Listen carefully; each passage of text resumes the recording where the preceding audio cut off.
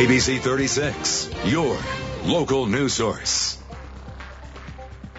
Welcome back. If you have health questions, our doctor on call has answers. We welcome back emergency physician from UK Healthcare, Dr. Ryan Stanton. Thank you so much for being with us today. No problem. We continue to get some good questions from our viewers. You can submit your questions by just clicking on the health tab at WTVQ.com and go to the drop-down menu and select Doctor on Call. Our first question submitted today comes from Michael.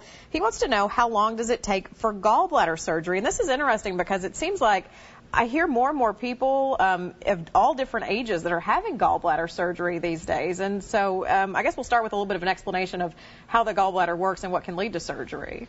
Well, actually, the gallbladder is one of the most common reasons for surgery.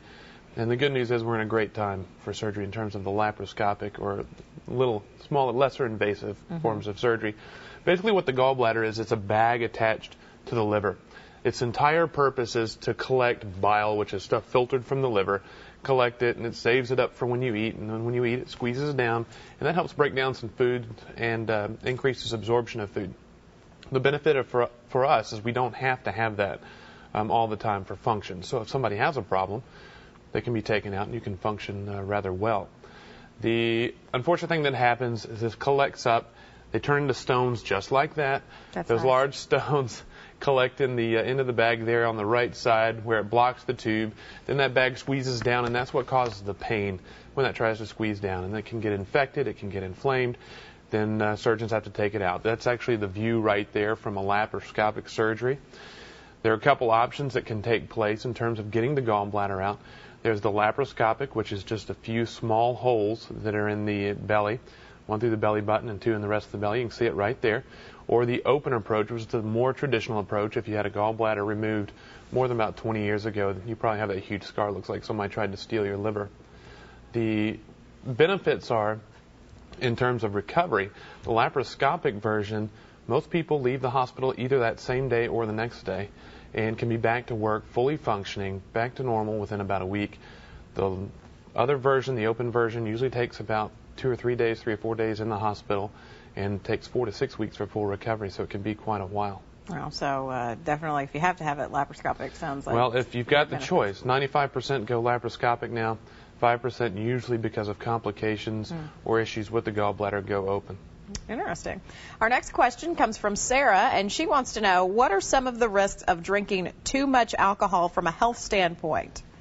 Well, this is a great topic, especially here in a college town, UK being such a large part of our community, and it being such a problem with the younger folks, and then as the older folks when it comes to abuse and long-term use. The biggest problem I see in the emergency department in terms of acute use is trauma, accidents, falls, things associated with getting out, drinking too much, being altered, and having a complication from that. That's a huge problem. Then there are the long-term effects associated with it from problems with what the alcohol does to the body. The most common associated is the liver. The liver with chronic alcohol consumption actually leads to scarring of the liver. The liver is very important. It is basically our filter. It takes all the bad stuff out of the body and puts it into the bowel so we can get rid of it. The problem is with alcohol, chronic alcohol, that's replaced by scar tissue, that on the left, and eventually makes it to where the liver will not work. And once that takes place, it can't go back, and either the person will pass away or has to have a transplant.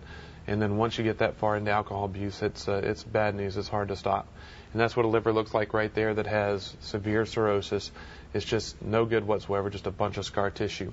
There's a lot of other side effects that can take place, bowel-related, increased cancer risks, increased heart disease, stroke risk, increased risks of other forms of such as ulcers, and even bleeding issues. There's a lot of things that can happen. So alcohol is okay, can even be somewhat beneficial in moderate drinking, but it needs to be done responsibly and safely. And from a trauma standpoint, never, never, never drink and drive.